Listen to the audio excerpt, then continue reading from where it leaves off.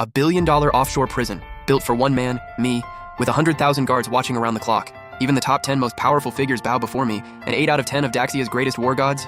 I train them, because I'm the most feared man in the kingdom, the one they call the Death King. And today, I'm getting out.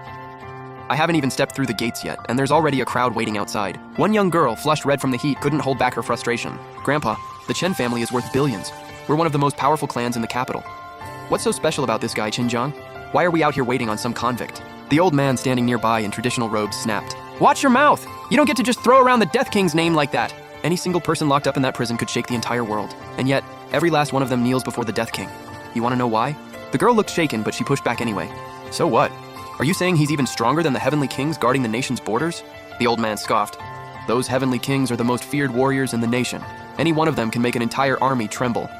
But what you don't know is, 8 out of 10 of them are the Death King's own students. The girl went pale. Someone that young, already untouchable? That's not something any ordinary person could ever pull off. The thought hit her hard. When she looked back at that prison, her eyes were full of awe, like she was staring at a god. Just then, a red Ferrari pulled up alongside 3 Hummers right at the prison gates. A stunning woman stepped out, Shen Rushuang, heiress of the powerful Shen family and one of the Heavenly Kings. The last disciple of the legendary physician Ge Hong, known as the top healer in the south. Shen Rushuang slipped off her sunglasses and stared at the prison entrance with cold eyes. Moments later, the gate swung open. A young man strolled out like he owned the place. Shen Rushuang frowned, pulled out a photo, checked it, then looked back at him. She couldn't help but roll her eyes at how careless he looked. You're Qinjiang. Today's your release date, right? Arms crossed, looking down at him like he was beneath her. Every bit the attitude of someone used to being on top. I frowned. You looking for me? Shen Rushuang casually tossed the photo to her bodyguard and pulled out a marriage contract. Before your mom got kicked out of the Qin family, she came to mine and arranged a marriage. I'm only here to tell you one thing. I'm calling it off. And once you're out, stay away from the Shen family. Hearing that name caught me off guard. My mom had mentioned it. The Shen family owed her a huge favor. They promised to marry their daughter to me and said I could always turn to them for help. But when my mother was framed and died, where was the Shen family? When I was wrongfully thrown in prison, still nothing. And now, the second I'm out, their daughter shows up to call off the engagement. The more I thought about it, the darker my mood got. Shen Rushuang looked me over, cold, with just a hint of pity in her eyes. The gap between us would just make you feel worthless. Even if you married me, you'd spend your whole life in my shadow.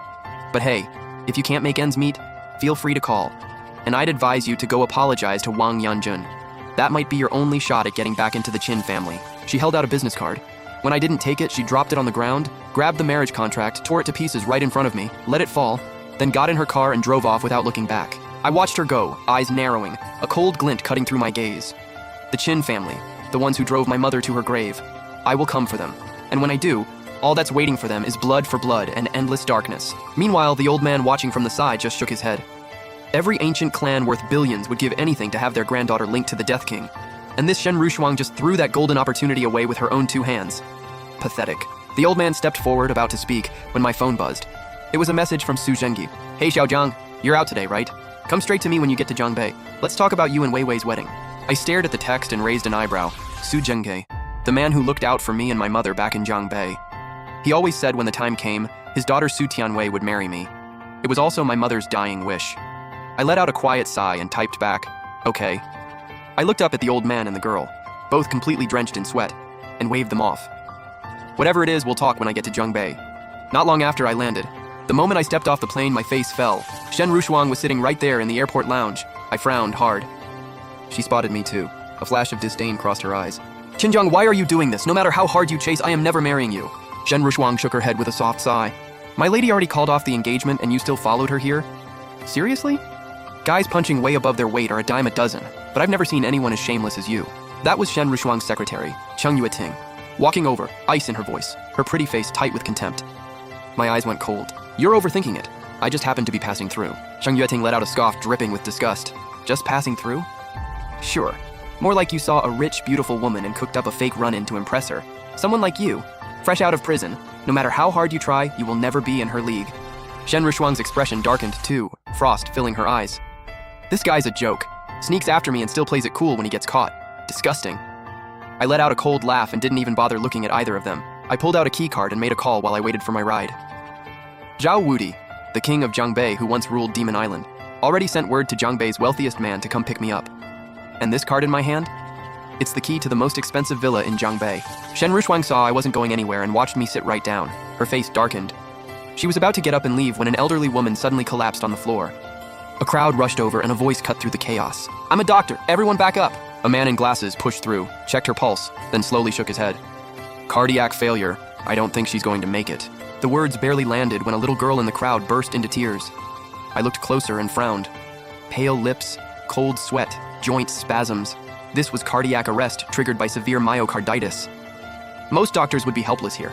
But for me, all it takes is channeling energy into 3 pressure points: Guanyuan, Zhuke, and Tiantu. The heart restarts within 2 minutes, fixed for good, no hospital needed. Western medicine gets all the credit these days, but traditional medicine, that's the real deal. I cracked a slight smile, walked over, crouched down, and pressed a few key points on the old woman. Just 2 minutes, and she'll wake up. Cheng Yuting watched, her brow twisting in anger, voice sharp with disgust. "Miss, look at what he's doing. He's a total creep. This poor woman is barely hanging on, and he's over there grinning and putting his hands all over her. Something is seriously wrong with this guy." Shen Rushuang's brow furrowed deep as she stepped forward right as I stood up. "Let me handle it." Cheng Yuting rushed over too and shoved me aside. "Back off, my lady's got this." Shen Rushuang pulled out several silver needles and began inserting them into 13 pressure points, including Guanyuan, Zhuke, and Tiantu.